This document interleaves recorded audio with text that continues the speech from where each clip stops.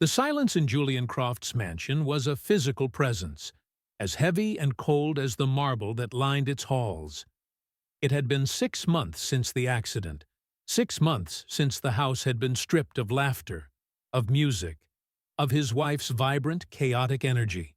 Now, at 44, the billionaire lived in a museum of his own grief, each polished surface reflecting a man hollowed out by loss. He moved through the echoing corridors, his footsteps the only sound, the vast emptiness a constant reminder of what was gone. The staff moved like ghosts, their whispers ceasing the moment he entered a room, their pity a suffocating blanket he couldn't escape. His world had shrunk to the dimensions of this gilded cage, a fortress of wealth that could do nothing to keep the most important things safe. It was into this sterile quiet that a new sound appeared, a small, shuffling noise from the West Wing, from the one room he had ordered sealed, his wife's art studio. He followed the sound, his heart a cold knot in his chest. The heavy oak door was slightly ajar. Pushing it open, he found the room shrouded in white dust cloths, the furniture like sleeping giants under their pale coverings. And there, huddled in the corner behind a shrouded easel, was a little girl. She couldn't have been more than 7, with wide, intelligent eyes and 2 braids that fell over the shoulders of her simple blue dress. He recognized her as the daughter of Marcus Thorne, his new head of security, a man hired for his formidable reputation and his even more formidable silence. The girl, Nia, looked up at him, not with fear, but with a solemn curiosity that was strangely disarming. He was a man who commanded boardrooms and intimidated rivals, yet this small child regarded him as if he were just another piece of furniture in the dusty room. He softened his voice, a tool he hadn't used in months. "You're not supposed to be in here." Nia hugged her knees, her gaze unwavering. "It's the only quiet place," she said, her voice a soft murmur. "The other rooms are too loud with missing things." "Sarkin," the observation was so astute, so piercingly true, that it momentarily stole his breath. He found himself kneeling, the expensive fabric of his suit creasing on the dusty floor, bringing himself down to her level. "It's getting late. Your father will be worried. Let's get you back to your quarters." He started to stand, but she didn't move. Her eyes, dark and deep, held his. "If you carry me upstairs," she said, her voice barely a whisper, a strange mix of childish request and solemn pact, "I'll tell you a secret." Julian hesitated. It had been years since he'd held a child, years since he'd felt the simple, trusting weight of someone small in his arms. The request was absurd, yet in the crushing loneliness of his life, it was the most human thing he had been offered in half a year. A flicker of something other than grief stirred within him. With a sigh that felt like it came from the depths of his soul, he scooped her up. She was lighter than he expected, a fragile bird in his arms. She wrapped her arms around his neck, her cheek resting against his shoulder as he carried her out of the studio and up the grand, curving staircase, his footsteps echoing in the cavernous space. At the top of the landing, under the cold light of a crystal chandelier, he paused. "All right," he murmured, his voice rough with disuse. "We're upstairs." Nia leaned in close, her breath warm against his ear, and whispered the words that would shatter the cold silence of his world forever. "Mommy didn't fall asleep in the car," she whispered, her small voice trembling with the weight of the memory. "The other man made her." The child's words echoed in the vast emptiness of the hallway long after he had returned her to her father's apartment in the staff wing. Julian stood motionless, the faint scent of her lavender shampoo still clinging to his suit jacket.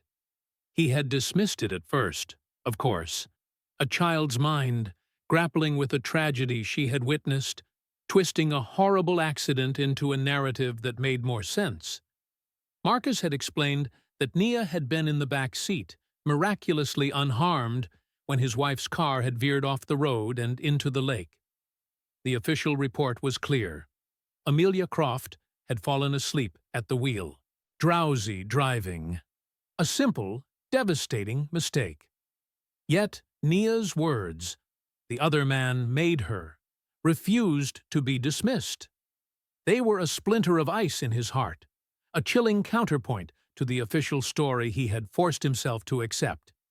He retreated to his study, the one room that still felt like his, and poured a measure of scotch he didn't want.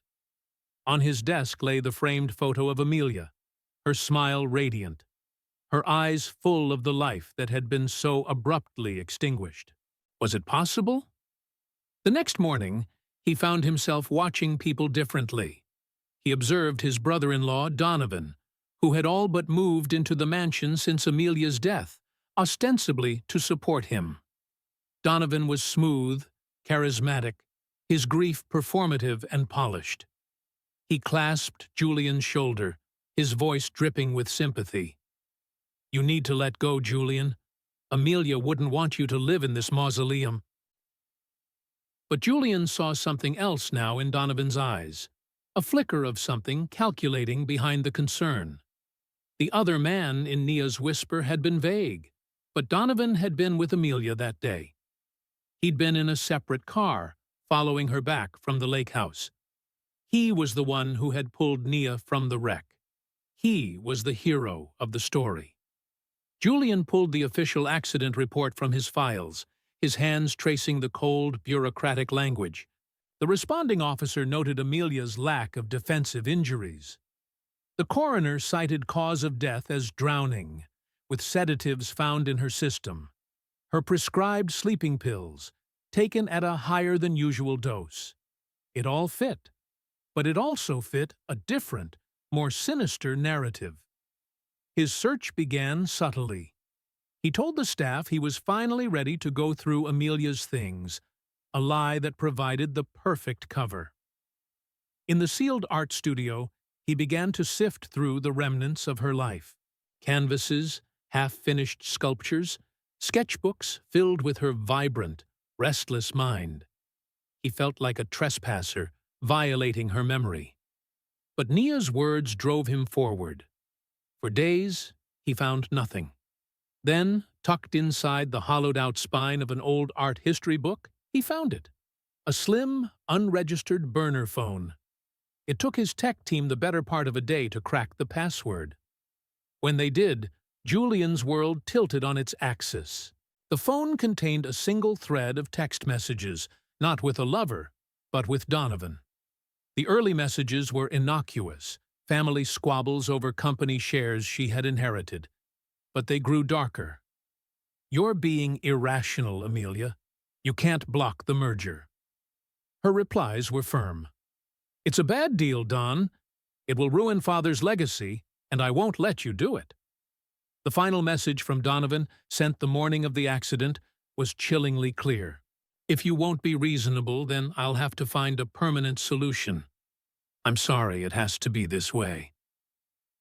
Julian stared at the screen, the blood draining from his face. It wasn't just a secret the little girl had told him. It was the truth. The entire foundation of his grief, his loss, his last 6 months of existence, had been a lie. His wife hadn't made a mistake. She had been silenced. His goal, once the passive, weary task of simply surviving each day, was now forged into something sharp and hard as steel. He wasn't just a grieving husband anymore. He was an instrument of justice. He now fully understood the weight of Nia's whisper, and he knew, with terrifying certainty, that the man who had made his wife fall asleep was still walking the halls of his home, smiling at him over breakfast, a monster hiding in plain sight.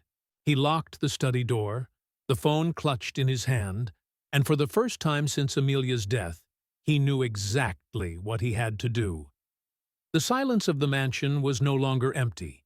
It was filled with the promise of a coming storm. With the burner phone as his Rosetta Stone, Julian's grief metastasized into cold, calculated action. He moved with the precision of a corporate predator, but his prey was now his own family. He hired a private investigator, a former federal agent named Kincaid, a man whose face seemed carved from granite and whose reputation was built on unearthing secrets the powerful paid fortunes to keep buried. They met in sterile, anonymous hotel rooms, Julian laying out the text messages, the accident report, the story of a little girl's whisper. Kincaid listened without expression, his only comment a low grunt. The brother-in-law. It's always the one who looks best in a eulogy. Soku. While Kincaid began to dig into Donovan's finances and movements around the time of the accident, Julian played the part of the broken widower, a role that now felt like a suffocating disguise. Donovan, however, was no fool. He sensed the shift in Julian, the new edge of purpose that had replaced the fog of sorrow. He began his counteroffensive, a subtle campaign of whispers and poisoned suggestions. He would corner board members at the club, his voice laced with feigned concern. "I'm worried about Julian. He's not himself.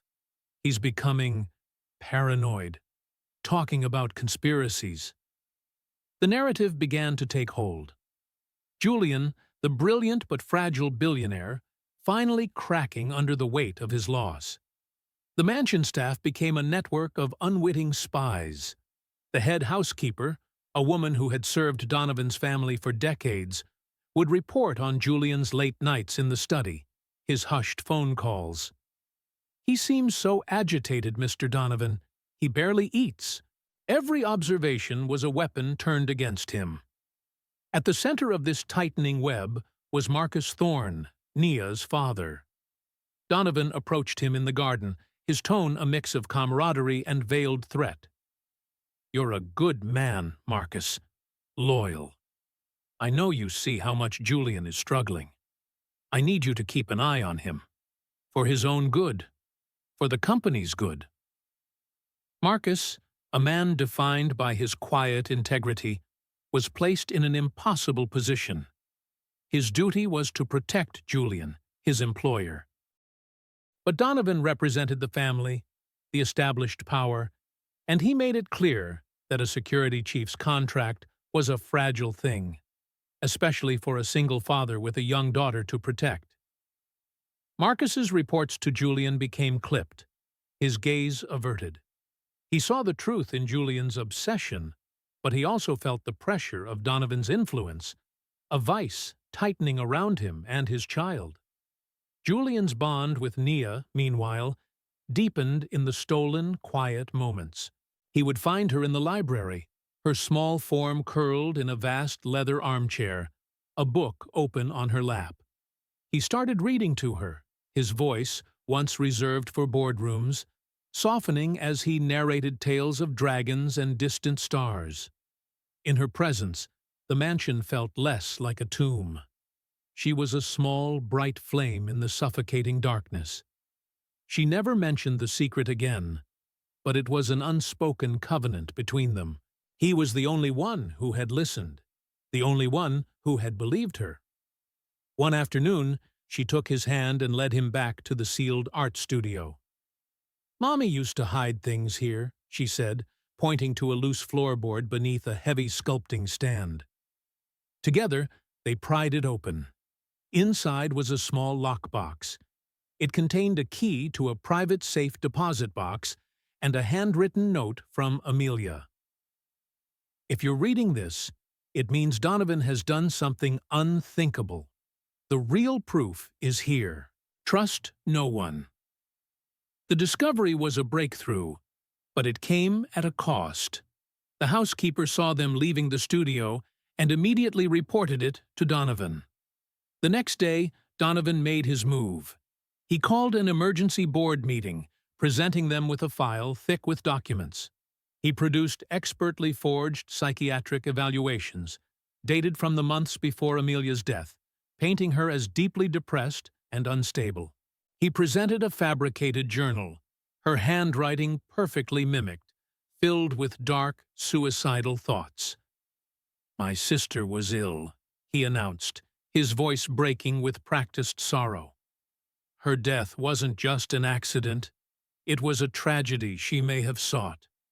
Julian's grief has twisted this into a delusion. He needs help, not a corporate empire to run into the ground." The board, already primed by his whispers, was swayed. They voted to place Julian on a leave of absence, citing mental instability. The official police investigation, which Kincaid had been trying to reopen, was officially closed. Julian was isolated, his credibility shattered, the truth buried under a mountain of lies. That evening, Donovan cornered Marcus in the security office. The pretense of friendship was gone. "Julian is finished," he said, his voice cold. "He's going to a private clinic, one way or another. You will help ensure a smooth transition. If you don't, I can't guarantee that this big, dangerous house will remain a safe place for a little girl." The threat was unmistakable.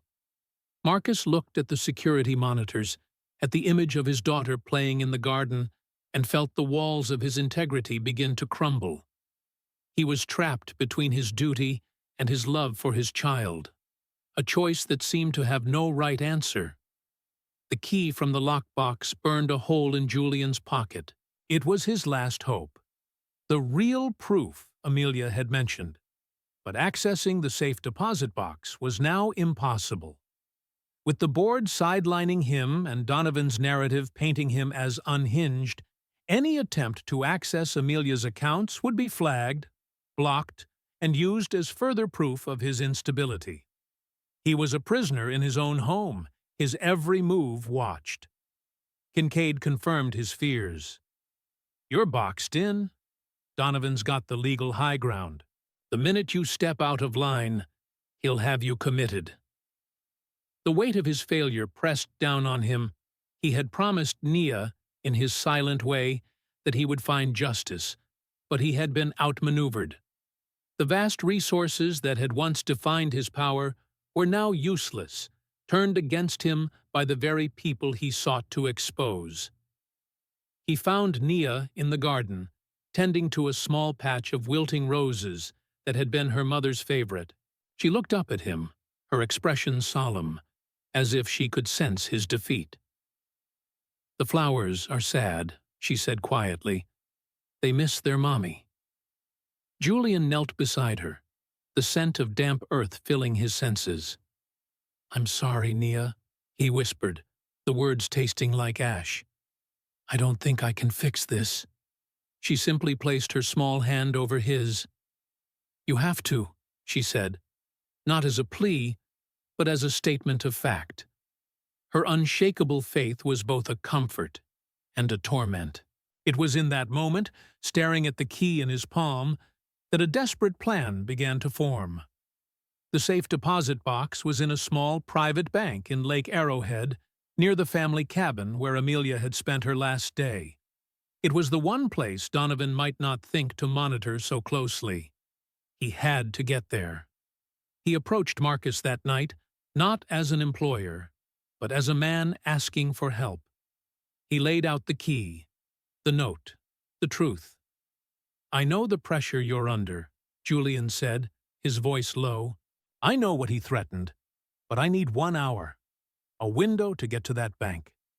If you can create a diversion, disable the East Gate sensors for just 10 minutes, I can get out."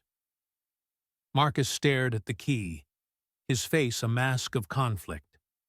Helping Julian meant defying Donovan directly, risking his job, his future, and Nia's safety. But turning his back on Julian meant becoming complicit in a monstrous lie, allowing a murderer to win. The silence stretched between them, thick with the unspoken weight of his decision. Finally, Marcus gave a slow, deliberate nod.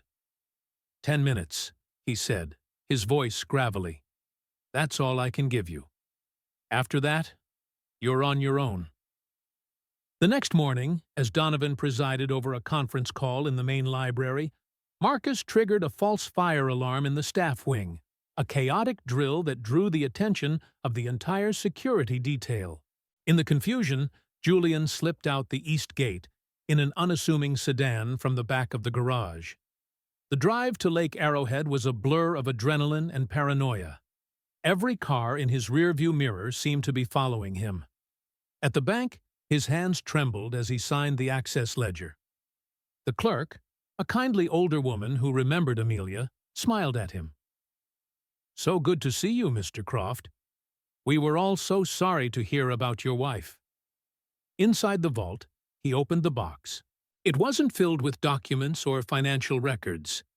It contained a single, small digital audio recorder. He pressed play. Amelia's voice filled the sterile silence of the room, clear and steady, recorded the day before her death.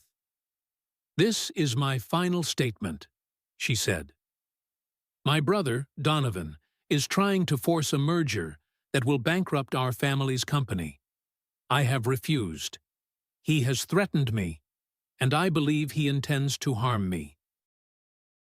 He suggested a drive to the lake house to talk things over, but I know it's a trap. I've taken my usual sleeping medication, but I fear he plans to use it against me. If anything happens to me, it was not an accident. It was murder.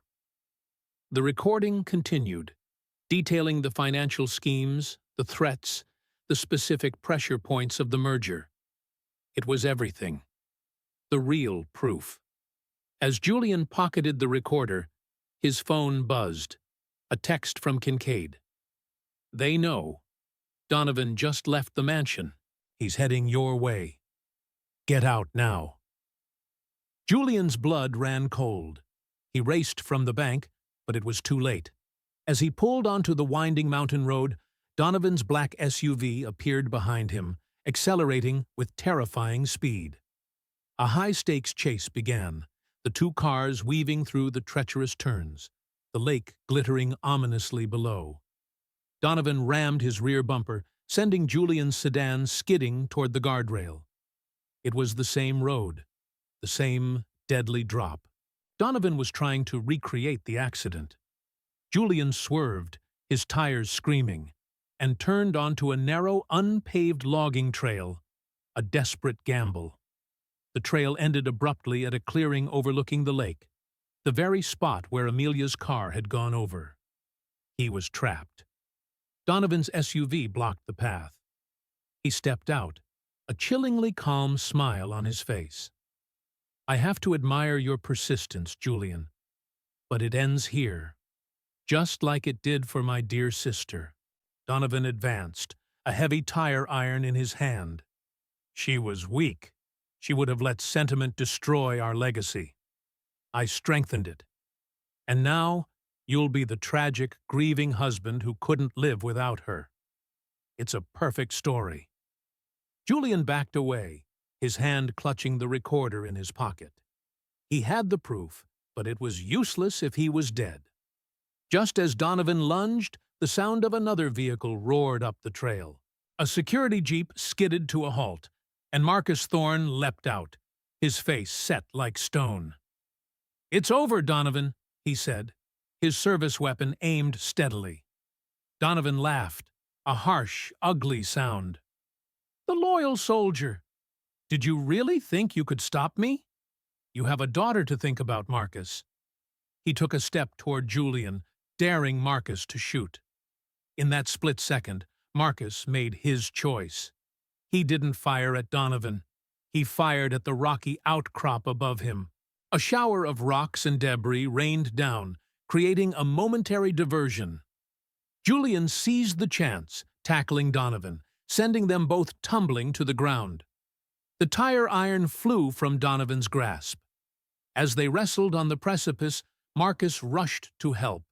But Donovan, in a final desperate act, kicked out, catching Marcus in the knee. The security chief cried out, his leg buckling as he fell hard, a sharp crack echoing in the mountain air. The cost of his intervention had been paid. The distraction, however, was enough. Julian landed a solid blow, dazing Donovan just as the wail of sirens grew closer. Kincaid, alerted by a tracker Julian had activated, had brought the authorities. Donovan stared at the approaching lights, his confident smirk finally crumbling into disbelief and ruin. The aftermath was a quiet storm. Donovan was arrested, the audio recording providing the irrefutable proof that dismantled his empire of lies. The story exploded in the media, not as a tale of a billionaire's breakdown, but as a chilling saga of greed, betrayal, and murder.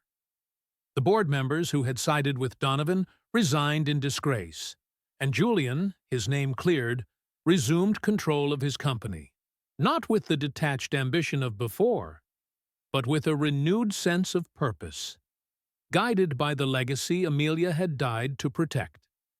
The mansion, once a monument to his grief, began to change. He had the dust cloths removed from the art studio, letting the sunlight stream in, illuminating the vibrant, unfinished work his wife had left behind.